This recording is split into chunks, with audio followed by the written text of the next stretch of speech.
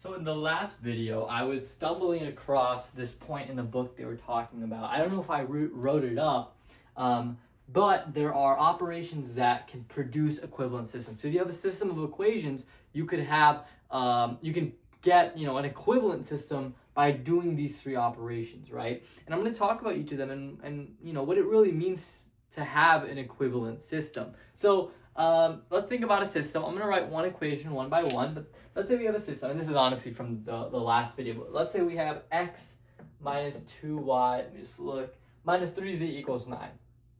Okay? Now, there are an infinite amount of points, x, y, z, that you could plug in and get the number 9, right? I could say 9, 0, 0. Okay. Let's see. 3, negative 1.51? 3 plus 3 plus, I think that, wait.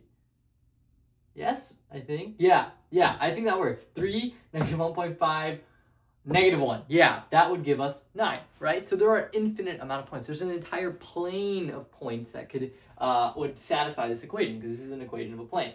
Now, if I add the second equation, x minus 3y equals 4, that just got, now if this is our system, remember these points x, y, z have to satisfy both these equations now. I just got rid of like so many points, right? I don't think 9, 0, 0 doesn't work anymore, right? Because 9, 0, 0 works here, but it doesn't work here.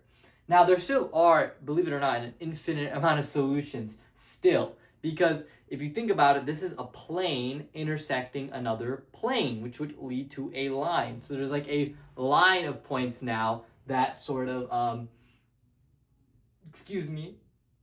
have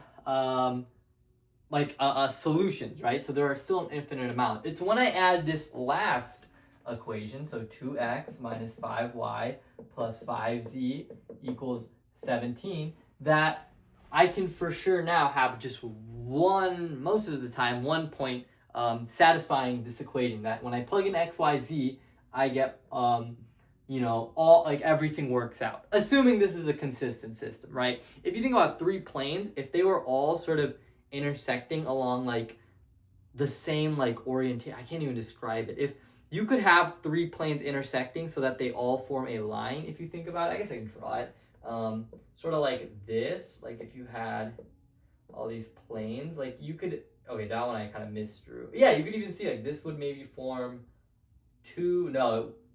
this would maybe have, this would form like two lines where like, so you could still have an inconsistent system.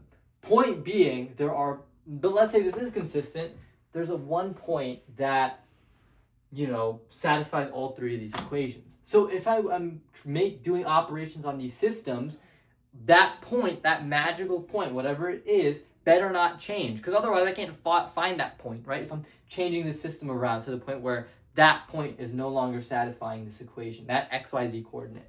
Interchanging two equations is the first operation.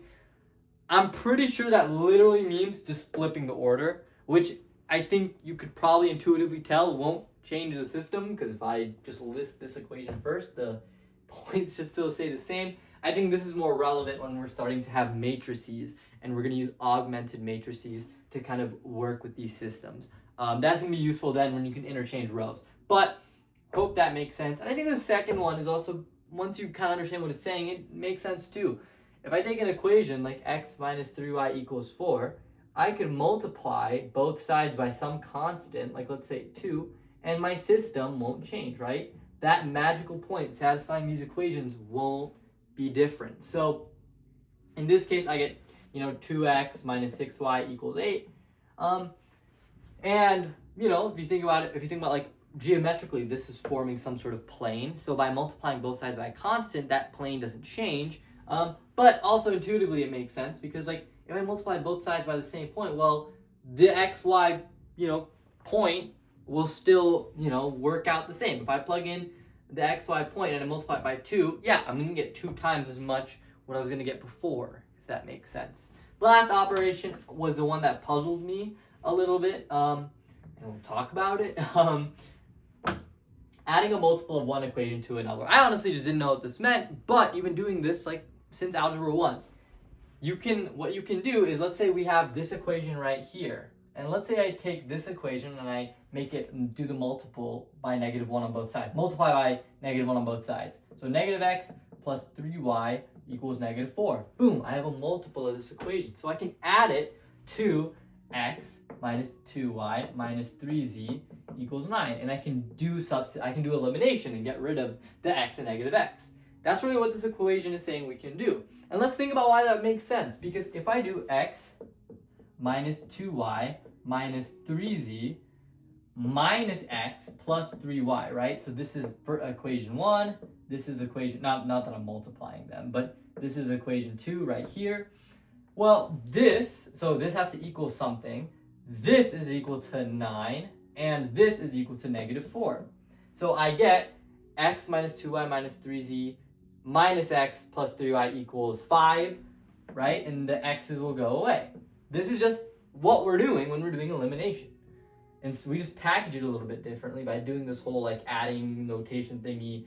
We cross that off and then we say like, oh, we have y minus 3z equals 5. But, we would get the same thing anyways if we were to just, do this basic algebraic sort of way. And yeah, the point would still satisfy because this equality was never broken. So y minus 3z equals 5 is still going to hold the same point. So that's just what I wanted to make a video on. Hopefully that makes sense. And you have a bit of an intuition. Although, maybe you just didn't understand what the operations were saying and you already had the intuition, but at least this video did something. I don't know. Thank you for watching.